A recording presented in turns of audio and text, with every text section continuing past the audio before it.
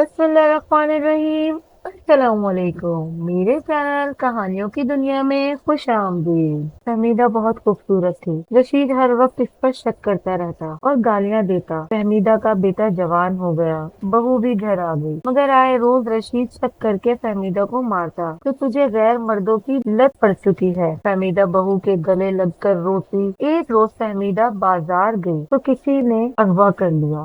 رات ہو گئی، گھر نہ لوٹی تو رشید نے یہ افواہ پھیلا دی کہ وہ کسی عاشق کے ساتھ بھاگ گئی ہے۔ ہر کوئی فہمیدہ پر تھو تھو کرنے لگا، لیکن 2 دن بعد رشید جب گھر آیا تو راستے میں اخبار پڑا ملا۔ کھول کر دیکھا تو جو تصویر نظر آ رہی تھی اس کی چیخیں نکل گئی، کیونکہ فہمیدہ صرف 15 سال کی تھی جب اس کی شادی کر دی گئی۔ شوہر کی عمر 25 سال کی تھی، 10 سال عمر میں بڑا تھا لیکن سانولی رنگت کا مالک تھا۔ فہمیدہ جیسی حسین اور جمیل لڑکی جب اسے ملی تو وہ تو دنیا بھول چکا تھا، اس کے خاطر پاگل پاگل گھومتا رہتا۔ کبھی کہتے کہ بیوی کے اتنے نخرے مت اٹھا، کل کو تجھے ہی بھگتنا پڑے گا، لیکن وہ کہتا کہ جب اتنی خوبصورت بیوی مل جائے تو اس کے نخرے اٹھانا تو مجھ پر فرض ہے۔ ایک تو ہے بھی کم عمر، بالکل پھول کلی جیسی، پھر آخر میں کیوں نہ اس سے نخرے اٹھاؤں۔ وقت یوں ہی گزرتا رہا، کم عمری میں شادی ہوئی تو اولاد بھی جلد ہی جوان ہو گئی۔ 17 سالہ فہمیدہ نے ایک بیٹے کو جنم دیا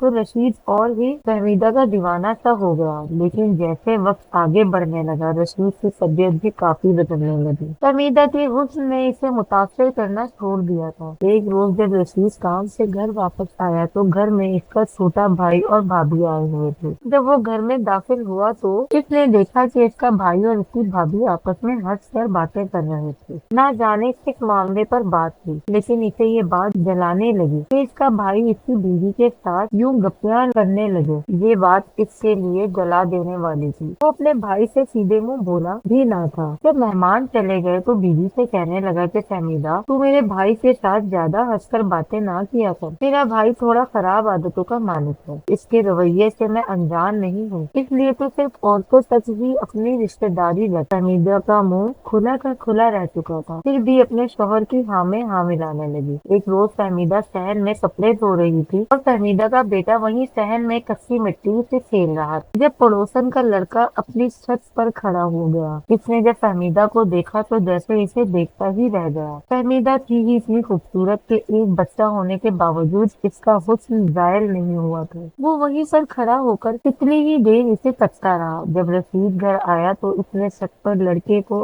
اپنے گھر کی جانب جھانکتے ہوئے دیکھا۔ پہلے تو اس نے اپنے اس معاملے کو سب سنجیدہ نہ لیا، لیکن جب گھر میں داخل ہوا اور اپنی بیوی کو دیکھا تو دوپٹہ ایک جانب کو رکھ کر کپڑے دھو کر تار پر سکھا رہی تھی تو اگلے ہی پل زناتے دار تھپڑ مارا، اسے کمرے میں لے گیا اور اس کی پٹائی کرنے لگا۔ فہمیدہ رونے لگی، بچہ بھی رو رہا تھا۔ رشید کہنے لگا کہ تو پڑوس کے لڑکوں کو نظارے کرواتی ہے، مجھے تو تجھ سے پہلے ہی شک تھا، لیکن میں کبھی منہ سے بول کر نہیں کہہ پایا تھا کیونکہ میں تجھے اچھی طرح سمجھتا تھا۔ فہمیدہ بہت روئی تھی، شوہر کے آگے ہاتھ جوڑ کر کہنے لگی کہ میں تو کپڑے دھونے میں مصروف تھی، مجھے کہاں خبر تھی کہ یہ لڑکا مجھے کھڑا اتار رہا ہے۔ لیکن اس روز رشید نے ظلم کی ہر حد پار کر دی۔ فہمیدہ کے بازو کی ہڈی ٹوٹ چکی تھی، وہ ایک جانب کو بیٹھ کر کتنی ہی دیر روتی رہی، اس کے پاس اتنی ہمت بھی نہ تھی کہ وہ اپنے بیٹے کو ہی سنبھال سکتی۔ پھر جب رشید کو اپنی غلطی کا احساس ہوا تو فہمیدہ کو ایک حکیم کے پاس لے گیا، جس نے اسے دوا دے کر پلاسٹر چڑھا دیا۔ اسے اپنی غلطی پر شرمندگی بھی تھی، آخر کو اتنی حسین بیوی تھی۔ وہ خود تو کالا کلوٹا تھا، یہ تو شکر تھا کہ فہمیدہ اس کے نصیب میں تھی، ورنہ وہ تو کبھی بھی اس جیسی لڑکی پا ہی نہیں سکتا تھا۔ بہرحال اپنی غلطی پر شرمندہ ہوا اور فہمیدہ سے کہنے لگا کہ آئندہ میں تجھے بے پردگی کرتے نہ دیکھوں، نہ ہی تجھ پر کسی غیر مرد کی نظر پڑے، ورنہ مجھ سے برا کوئی نہیں ہوگا۔ فہمیدہ اپنے شوہر سے بہت زیادہ ڈرنے لگی تھی، اسے یہ احساس ہو چکا تھا کہ اس کا شوہر اس پر شک کرتا ہے، اس لیے اس نے قسم کھا کر بولا دوبارہ وہ ایسا کوتاہی کبھی ही نہیں کرے گی، وہ مکمل پردے میں رہنے لگی۔ اگر رشید کے بھائی گھر آ جاتے تو ان کے سامنے نہ آتی، بلکہ ہر وقت اپنے گرد دوپٹے لپیٹے رکھتی تاکہ اس کا شوہر اس پر شک نہ کرے۔ دھیرے دھیرے وقت یوں گزر رہا لیکن رشید کا شک کم ہونے کے بجائے مزید ہی بڑھنے لگا۔ وہ بلا وجہ ہی اپنی بیوی پر روک ٹوک کرنے لگا، اس کے ساتھ سختی سے پیش آنے لگا تاکہ اس کی بیوی اس کے ہاتھ سے نہ نکل سکے۔ ایک بیٹا پیدا کرنے کے بعد دوبارہ فہمیدہ کبھی ماں نہ بن سکی کیونکہ اس کے بچے دانی میں رسولی تھی جو اس قدر بڑھ گئی تھی کہ آپریشن کر کے سب کچھ نکالنا پڑا۔ یوں بھی رشید کو اس پر کافی غصہ تھا، وہ اس کے ساتھ کافی سلسلہ سا رہنے لگا تھا، لیکن پھر بھی فہمیدہ صبر و شکر کے ساتھ زندگی گزارتی رہی۔ جیسے جیسے بیٹا جوان ہوتا گیا، اپنے باپ کو اپنی ماں کے ساتھ غلط رویہ کرتے لڑتے جھگڑتے دیکھتا رہتا۔ ایک روز تو حد ہی ہو گئی جب فہمیدہ کے گاؤں سے اس کے دور شہر میں بیاہ کر جانے والی سہیلی ملنے کے لیے آ گئی۔ اتنے سالوں بعد اپنی سہیلی کو دیکھ کر فہمیدہ کی تو خوشی کی انتہا نہ رہی تھی، سہیلی کے گلے لگ کر پھوٹ پھوٹ کر رونے لگی۔ رشید نے بھی جب یہ دیکھا کہ فہمیدہ کی سہیلی آئی ہے تو فوراً بازار چلا گیا، بکرے کا گوشت لے کر آیا، ساتھ چاول، باقی چائے کے ساتھ سیج کرنے والا سامان لے کر آیا تاکہ ان کے سامنے ہماری عزت رہے۔ لیکن جب ساری اشیاء لے کر گھر آیا تو گھر کا دروازہ پہلے ہی کھلا تھا، دروازہ کھٹکھٹانے کی ضرورت نہیں پڑی تھی۔ گھر آیا اور آ کر سارا سامان باورچی خانے میں رکھنے کے بعد فہمیدہ کو وہ بلانے کے لیے دروازے کے باہر آیا تو جو الفاظ اسے سنائی دیے، اس کے بعد تو اس کے دل میں ایسی نفرت اور حقارت فہمیدہ کے لیے اپنے دل میں پڑ گئی کہ وہ سب کچھ ہی بھول گیا کہ فہمیدہ بھی ایک انسان ہے، اس کے سینے میں بھی ایک دل موجود ہے۔ بہرحال اس روز فہمیدہ کی سہیلی اس سے کہہ رہی تھی کہ دیکھو نہ تم کتنی خوبصورت ہو، تمہارا بیٹا جی بالکل تم پر گیا ہے، شکر ہے رشید بھائی پر نہیں گیا، ورنہ وہ بھی بس مناسب رنگت اور نین نقش کا ہی مالک ہوتا۔ قسم سے جتنی تم خوبصورت ہو نا، رشید بھائی بالکل بھی تمہارے ساتھ اچھے نہیں لگتے، حور کے ساتھ لنگور والا حساب ہو جاتا ہے، کاش تمہاری شادی شفقت کے ساتھ ہو جاتی تو تم کتنی خوش ہوتی۔ ارے وہ تو بالکل تمہاری طرح گورا چہرہ تھا، حسین تھا۔ نہ سننا تھا کہ فہمیدہ فوراً اسے چپ کروانے لگی، کہنے لگی کہ خبردار، بھول کر بھی اس کا نام مت لینا، اگر اچانک سے رشید آ گیا اور اس نے یہ سن لیا تو میری جان ہی لے لیں گے۔ ویسے ان دنوں پتہ نہیں انہیں کیا ہو گیا ہے، بات بات پر شک کرتے رہتے ہیں۔ لیکن فہمیدہ کی سہیلی کہنے لگی، ارے میں تو سچ ہی کہتی ہوں، جو شخص تم پر شک کرتا ہے اور تمہیں مارتا پیٹتا ہے، ارے اپنی شکل تو دیکھ لے، اسے تو ساری زندگی تمہارے پہلو میں بیٹھ کر گزار دینی چاہیے۔ آخر کو اتنی حسین بیوی اسے مفت میں مل گئی ہے، جبکہ شفقت کو تم جانتی تو ہونا، تمہاری شادی کے بعد وہ کتنا رویا تھا، یہ ذات برادری کے چکر کی وجہ سے تمہاری سے شادی نہیں ہو پائی، اگر وہ ہماری برادری اور ہماری ذات کا ہوتا تو ہماری محبت کا بھی کامیاب ہو جاتی اور تم اور شفقت دونوں کس قدر خوش ہوتے۔ وہ تو تھا بھی بڑا امیر جاگیردار، لیکن بس نصیب یہی ہوتے ہیں، ہم جو چاہتے ہیں وہ ہمیں ملتا نہیں۔ ساری حقیقت رشید جان چکا، لیکن اس کے ذہن میں یہی باتیں گردش کرنے لگی کہ شادی سے پہلے میری بیوی اچھے کردار کی مالک نہیں تھی، لڑکوں کے ساتھ چکر چلا کر رکھا کرتی تھی، میں تو پتہ نہیں کیسے اس نصیب میں آ گیا۔ اس کے ذہن میں صرف اس کی سہیلی کی ہی بات گونج رہی تھی، یہ فہمیدہ کا ایک بھی لفظ اس کے ذہن میں نہیں تھا کہ وہ جب فہمیدہ کہہ رہی تھی کہ مجھے صرف اور صرف اپنے شوہر سے پیار ہے، میں صرف اور صرف رشید کے ساتھ اپنی زندگی گزارنا چاہتی ہوں، رنگ اور کٹکار کا کیا ہے، میں جانتی ہوں رشید مجھ سے بہت محبت کرتے ہیں، بس کسی اور کی نظر مجھ پر پڑتے ہوئے دیکھ نہیں سکتے، مگر رشید کے ذہن میں تو صرف اور صرف اس کی باتیں گونج رہی تھی۔ جیسے ہی سہیلی گئی اور فہمیدہ خوشی سے مسکراتے ہوئے شوہر کے پاس آئی تو اگلے ہی پل ایک زناٹے دار تھپڑ اس کے منہ پر پڑا۔ اس کے بعد تو بس یہ باتیں عام ہونے لگی، رشید سے دل میں جو تھوڑی بہت محبت فہمیدہ کے لیے بچی ہوئی تھی وہ بھی ختم ہو گئی، وہ اس کے ساتھ یوں رویہ رکھنے لگا جیسے وہ اس کی بیوی نہیں بلکہ خریدی ہوئی غلام ہو۔ وقت یوں ہی وقت آگے بڑھنے لگا اور اسی لڑائی جھگڑے میں ہی فہمیدہ کا بیٹا بڑا ہوا تھا۔ اکثر جب بھی میاں بیوی کی لڑائی کسی بات پر ہوتی تو رشید فوراً اپنی بیوی کے کردار پر چلا جاتا اور اسے گن گن کر بتایا کرتا تھا کہ کیسے تیری شادی سے پہلے عاشق ہوا کرتے تھے اور تو اپنے عاشق کے ساتھ بیٹھ کر رسگلے کھایا کرتی تھی، تو وہ بس خاموشی کے ساتھ گھونٹ بھر کر رہ جاتی اور اس موقع پر پچھتاتی جب اس کی سہیلی اس سے ملنے کے لیے آئی تھی اور اس کی زندگی عذاب بنا کر چلی گئی۔ بہرحال فہمیدہ کا بیٹا جوان ہو چکا تھا، اپنے باپ سے بڑا ہی مختلف تھا۔ فہمیدہ نے اپنے بیٹے کی تربیت بہت اچھی کی تھی اور شادی اسی پسند کی لڑکی سے کروائی تھی۔ بیٹا پڑھ لکھ کر اچھی کمپنی میں نوکری کرنے لگا تھا، لیکن اس کی رہائش ابھی بھی گاؤں میں ہی تھی۔ گاؤں میں ہی اپنے گھر کو انہوں نے اچھا خاصا کر لیا تھا۔ ایک روز جب اس کے بیٹے نے یہ ذکر کیا کہ میں اپنی من پسند لڑکی سے شادی کرنا چاہتا ہوں تو فہمیدہ رونے لگی تھی، کہنے لگی کہ دیکھ لے بیٹا، مجھے بہت ڈر لگتا ہے ان شہری لڑکیوں سے۔ پہلے بھی تیرا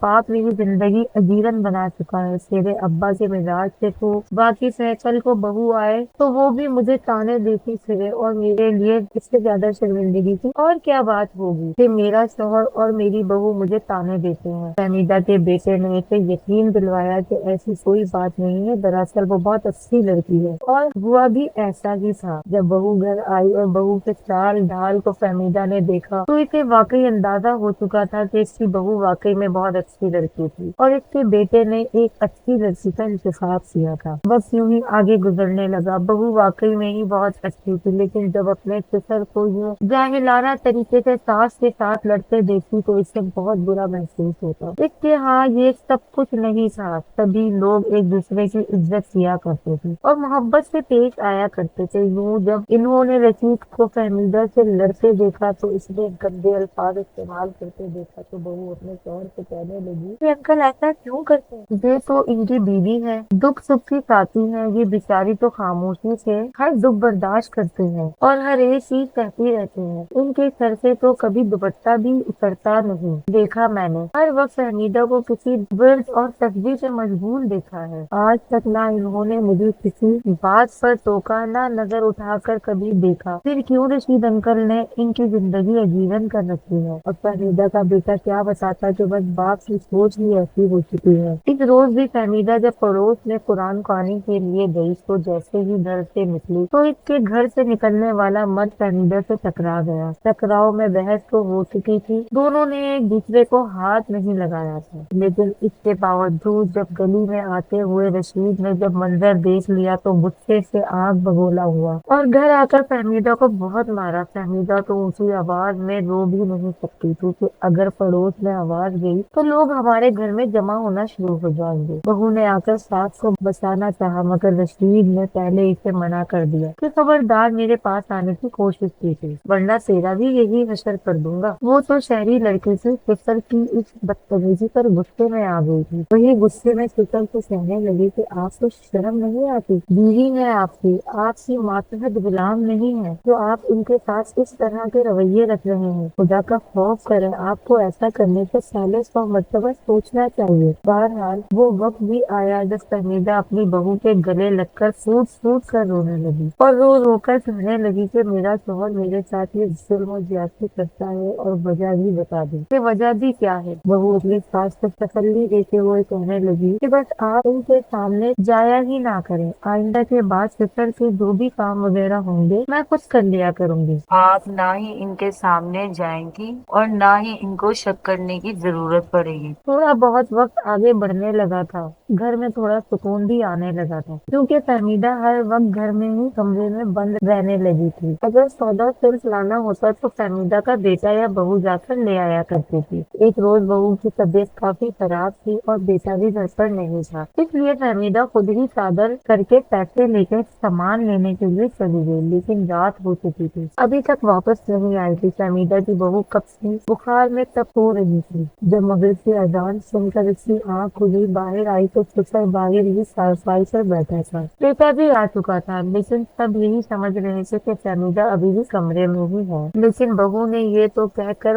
بم پھوڑ دیا کہ آنٹی ابھی تک گھر واپس نہیں آئی، جا کر دیکھیں کہاں رہ گئے، کہیں ان کی طبیعت وغیرہ تو راستے میں خراب نہیں ہو گئی۔ دونوں ہی باپ بیٹا چونکے، سوال کرنے لگے کہ آخر ہوا کیا ہے، فہمیدہ کدھر چلی گئی۔ بہو روتے ہوئے کہنے لگی کہ وہ تو سبزی لینے کے لیے گئی تھی کیونکہ آج میری طبیعت خراب تھی، بیٹا تو پریشان परेशान था। रशीद वहीं पर गालियां देने लगा कि पता नहीं कहाँ मर गई है। दोनों बाप बेटा घर से बाहर निकल गए और फहमीदा को ढूंढने लगे। लेकिन फहमीदा जब सब्जी लेने के लिए गई थी तो इसे किसी ने अगवा कर लिया था। लोगों ने आगे बढ़कर बचाने की जहमत तक नहीं की थी क्योंकि इन लोगों के पास सिर्फ पिस्तौल मौजूद थे। अगर वो लोग आगे बढ़कर कुछ भी करने की कोशिश करते तो इनकी अपनी जान को खतरा हो सकता था। इस रात के 12 बज चुके थे और वो इस बाजार में घूम कर अपनी माँ को ढूंढ रहे थे। इस बाजार से अक्सर सब्जी लाई जाती थी। दुकानदार से भी पूछा गया लेकिन कोई भी नहीं जानता था कि फहमीदा कहाँ गई है। जब एक और दुकान से फहमीदा का बेटा पूछने लगा तो रशीद ने उसे रोक दिया। कहने लगा कि बस बेटा, बहुत मेरी जल्लत हो गई, अब वापस मेरे साथ घर चल। दोनों बाप बेटे घर आ चुके थे। बेटा काफी गुस्से में था। कहने लगा कि अब्बा, मैं अभी पुलिस स्टेशन में रिपोर्ट दर्ज करवा के आता हूँ। ये ना हो मेरी माँ को किसी ने अगवा कर लिया हो। यहाँ तक कि इसने अस्पताल में भी जाकर देख लिया लेकिन वहाँ भी इसे फहमीदा का नामो निशान नहीं पता चला और ना ही सिर्फ इसके नाम का कोई मरीज। ना जाने अचानक इसकी माँ कहाँ चली गई थी। लेकिन रशीद कहने लगा, अपनी माँ को देखा है तूने? कैसी जवान खूबसूरत है, अपने आप को कैसे तैयार रखती है। अरे जहाँ तक मुझे याद पड़ता है ना, यकीनन अपने आशिक के साथ भाग चुकी होगी। इसको किसी के ने अगवा नहीं किया बल्कि ये खुद ही ये घर छोड़कर भाग चुकी है। तभी तो इसने दिन मासूम बनकर रहती रही ताकि इस पर कोई शक ना हो सके। मुझे पहले ही इसके किरदार पर शक था। कभी भी मेरे साथ रह नहीं सकती थी। जब फहमीदा के बेटे ने ये बात सुनी तो गुस्से से चिल्लाने लगा। कहने लगा कि अब्बा, खुदा का खौफ करो, ऐसी बात करने से पहले कुछ तो सोच लो। वो मेरी माँ है, वो ऐसा कदम नहीं उठा सकती। मगर रशीद कहने लगा कि मैं जानता हूँ वो मेरी बीवी है। मैंने तुमसे ज्यादा वक्त गुजारा है उसके साथ। तुम्हारे साथ बाहर निकलती थी तो लोग इसे तुम्हारी बड़ी बहन कहते थे। अरे कहाँ से वो जवान जहान बेटे थी और बहू की साथ लगती है। आस पड़ोस के लोग इसके घर से तो सुनकर वहाँ पर आ चुके थे और हर कोई सोचने लगा कि आखिर माजरा क्या है। बेटा और बहू पर्दा डालना चाहते थे। ये कहना चाहते थे कि फहमीदा अगवा हो गई या कोई पकड़ कर ले गया है। मगर रशीद ने खुद ही बोलकर सबको बता दिया कि मेरी बीवी घर से भाग चुकी है। अरे जवानी में तो इसको मैंने खूब हथकड़ियाँ डालकर रखा था, इस पर दबाव डाला था, जब तो ये कहीं भागकर जा ना सकी। जरा से ढील क्या दी तो बहू मुझ पर हुक्म चलाने लगी और देखो अपनी सास को भी घर से भगा दिया और मैं यहाँ पर जलील होने के लिए रह गया। जैसे जैसे ये बात पूरे मोहल्ले में फैलने लगी तो लोग तरह तरह की सरगोशियां करने लगे और फहमीदा पर थूक थू करने लगे कि कैसी औरत की शर्म नहीं आई, उम्र में भी अपने घर को छोड़कर भाग निकली। रशीद भाई ठीक करते थे इसके साथ। यकीनन इसके कुछ ऐसे ही करतूत थे जो इस पर शक किया जाता। जबकि वहीं दूसरी जानिब फहमीदा एक ऐसे ग्रोह के हाथ लग चुकी थी जो जवान लड़के लड़कियों को पकड़ लिया करते थे बाजार से, अस्पतालों से या फिर पास से। जो भी इंसान इन्हें सेहतमंद दिखाई देता, सेहत से ठीक लगता तो वो इसे पकड़ लेते और फिर जो कुछ वो इस इंसान के साथ करते कोई सोच ही नहीं सकता था। वो ग्रोह लोगों को अगवा करके इन डॉक्टरों के हवाले कर दिया करता था। इंसानी अज़ा स्मगलिंग करने का कारोबार करते थे। फहमीदा को भी एक ऐसे ग्रोह ने अगवा कर लिया था। वो चीखती रही, चिल्लाती रही, खुद को छुड़वाती रही मगर इसे ऐसे इंजेक्शन दे दिए गए कि वो महसूस तो सब कुछ कर सकती थी लेकिन बोल कर नहीं कह सकती थी। ऐसी कैफियत में मुब्तला थी जब इसे एक अस्पताल में ले जाया गया जहाँ पर दिल और गुर्दे ट्रांसप्लांट किए जाते थे।